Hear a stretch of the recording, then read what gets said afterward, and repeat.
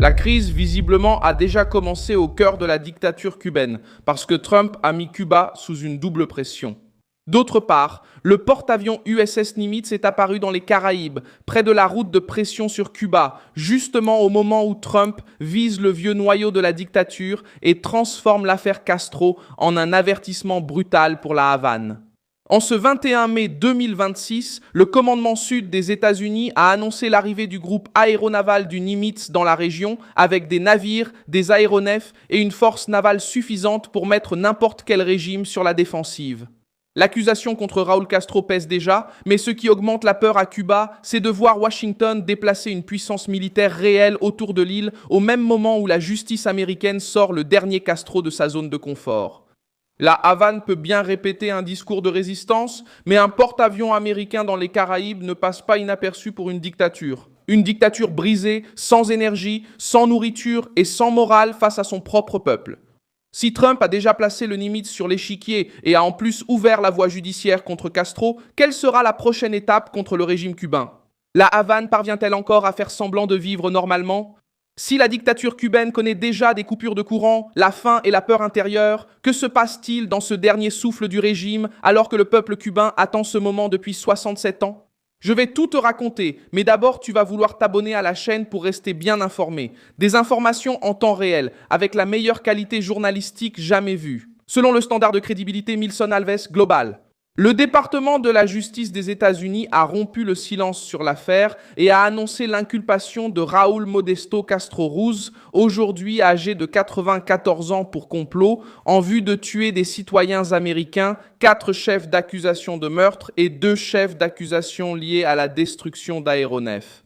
2 aéronefs ont été touchés dans l'espace international, sans avertissement, et tous les occupants sont morts. Pour la Maison-Blanche, cela transforme l'affaire en crime contre des citoyens des États-Unis et non simplement en un différend politique avec la Havane. Le porte-avions dans les Caraïbes renforce la portée du message. Officiellement, le SS Nimitz participe à la mission Southern Seas 2026 menée par la 4e flotte des États-Unis afin d'élargir la coopération en matière d'opérations maritimes, de formation et de sécurité régionale. Mais la présence d'un groupe d'attaque de cette envergure au moment de l'inculpation de Raúl Castro change la lecture politique à la Havane. Le Nimitz n'est pas un navire ordinaire. C'est une plateforme de projection aérienne, de commandement, de surveillance et de présence militaire. Lorsqu'il apparaît dans les Caraïbes, le même jour où Washington vise le nom le plus symbolique de la dictature cubaine, le régime comprend que la pression n'est plus seulement dans le discours, mais qu'elle prend une forme concrète en mer. Trump a traité l'affaire comme un grand moment pour Cuba et pour les Cubains qui ont quitté l'île. Il a dit que la nation cubaine est en faillite, sans nourriture, sans assez d'énergie et sans les moyens de survivre sous son propre régime. En même temps, il a nié qu'une escalade militaire soit nécessaire pour le moment. Cette réponse est calculée. Trump n'a pas besoin d'annoncer une invasion pour effrayer la Havane. Il laisse le département de la justice agir, maintient la marine visible dans les Caraïbes et pousse la dictature dans une position inconfortable. Ou bien il fait semblant que tout est normal pendant que le dernier Castro devient une cible judiciaire, ou bien il admet que la pression américaine a atteint le point le plus sensible du régime. Miguel Díaz-Canel a réagi en accusant Washington de manœuvres politiques et de tentatives de fabriquer un prétexte pour une agression contre Cuba. La réponse est venue sur le ton bien connu de la dictature. Accuser les États-Unis, parler de souveraineté et tenter de transformer une accusation criminelle en attaque contre toute l'île. Mais le problème de la Havane, c'est que l'affaire ne date pas d'aujourd'hui. L'abattage des avions civils en 1996 est resté gravé dans la communauté cubaine en exil et dans les familles des victimes. Le régime tente de qualifier les avions de menace, mais l'accusation américaine affirme qu'il s'agissait d'aéronefs civils désarmés de l'exil, abattus par des chasseurs militaires avec des missiles air-air. Le régime cubain fait également face à une crise interne qui rend cette pression encore plus dangereuse. L'île subit des coupures de courant, un manque de nourriture, une pénurie de médicaments et une lassitude populaire accumulée. C'est là que le message de Marco Rubio prend toute sa force.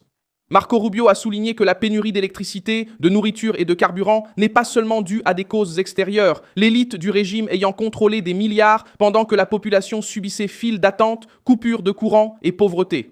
Cette remarque vise directement le centre du pouvoir cubain, en particulier la structure économique liée aux militaires, aux hôtels, aux entreprises d'État et au cercle qui s'est formé autour de la famille Castro. Raúl Castro ne gouverne plus officiellement comme avant, mais il reste le symbole vivant de la vieille garde. C'est pourquoi l'inculpation a un effet politique plus important que le procès lui-même. La dictature cubaine a toujours vendu l'idée que ses dirigeants étaient intouchables. Désormais, le nom de Raúl apparaît dans une accusation fédérale aux États-Unis, avec des crimes qui peuvent entraîner une peine maximale sévère en cas de condamnation. Le département de la justice a également cité Luis Raúl González Pardo Rodríguez, déjà sous la garde des autorités américaines pour de fausses déclarations dans un document migratoire, comme l'un des accusés dans l'affaire. Cela ouvre une véritable brèche. Ce n'est pas seulement une accusation symbolique, il y a déjà au moins une personne impliquée à la portée directe des tribunaux américains. Pour la Havane, c'est le pire scénario. L'accusation n'a pas été faite discrètement dans une salle d'audience froide. Elle a été faite lors d'un acte public, politique et chargé de mémoire. Maintenant, la question qui pèse sur Cuba est « que va-t-il se passer ensuite ?» Trump n'estime pas nécessaire de procéder immédiatement à une escalade, mais n'exclut pas des actions futures. Le département de la justice a déjà placé Raúl Castro et les autres accusés sur le terrain pénal. Le commandement sud maintient une présence navale à La Havane. Le gouvernement cubain réagit avec fureur, mais sans offrir de véritables solutions à la population. La dictature tente de vendre une image de résistance, tandis que Washington augmente le coût politique de la protection d'un homme accusé d'avoir participé à une action qui a tué 4 personnes dans des avions civils. Le prochain mouvement pourrait venir des tribunaux, de la diplomatie ou d'une pression économique et militaire accrue dans les Caraïbes. L'effet immédiat s'est déjà fait sentir. La Havane a été obligée de réagir. Díaz-Canel a pris la défense de Raúl et le régime a commencé à traiter une accusation judiciaire comme une menace existentielle. La pression vise également ceux qui soutiennent encore le régime de l'intérieur. Les généraux, les opérateurs économiques, les personnalités liées à la sécurité et les héritiers politiques de la famille Castro commencent à regarder l'affaire avec une inquiétude nouvelle. Si un épisode vieux de 30 ans refait surface aujourd'hui, d'autres dossiers pourraient aussi ressortir. C'est la partie où ils vont avoir une crise. Le gouvernement cubain encore. La dictature a survécu pendant des décennies en misant sur l'oubli, mais Trump a transformé la mémoire en un instrument de pression. Cuba entre dans cette nouvelle phase avec un régime nerveux, une population fatiguée et Washington qui parle de justice pour les victimes. Le porte-avions dans les Caraïbes signale une présence, l'accusation à Miami montre la portée juridique et le discours de Trump indique l'orientation politique. Et le silence inconfortable, le silence gêné derrière la propagande cubaine montre que Raúl Castro, même âgé et éloigné des caméras du quotidien, est devenu la pièce centrale d'une crise qui pourrait ouvrir de nouveaux chapitres contre la structure qui dirige l'île. Je suis Milson Alves, Global, spécialiste des relations internationales, et mon objectif est de vous tenir bien informé avec la vérité chaque jour. Les liens des actualités se trouvent dans la description de la vidéo. Laisse un like sur cette vidéo, abonne-toi à la chaîne et à la fin, jette un œil aux commentaires pour être encore plus engagé. Je vous embrasse, à la prochaine.